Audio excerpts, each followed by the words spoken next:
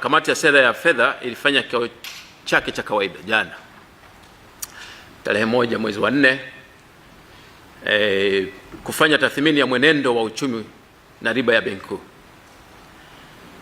Kutokana na tathmini hiyo, kamati iliamua kiwango cha riba ya Benki Kuu kubaki 5.75 kwa robo ya pili ya mwaka huu.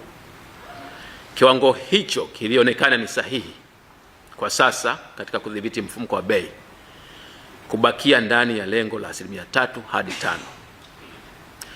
Aidha, kiwango hicho kitawezesha kupunguza athari za mgogoro wa kisiasa unaoendelea Mashariki ya Kati kwenye uchumi wa nchi yetu. Mgogoro huu kama wote tunavyojua umeathiri biashara, uwekezaji na ustahimilivu wa uchumi wa dunia. Aidha, kamati imeamua kupunguza wigo wa riba ya Benki Kuu kutoka chanya 2 au hasi 2 hadi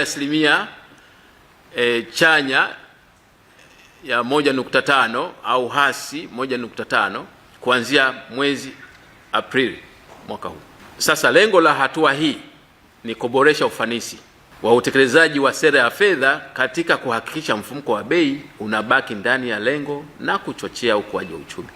Sasa kufuatia uamuzi huu, wigo wa riba ya mikopo ya siku 7 baina ya benki utakuwa kati ya 4.25 hadi 7.25 kwa robo ya pili ya mwaka huu.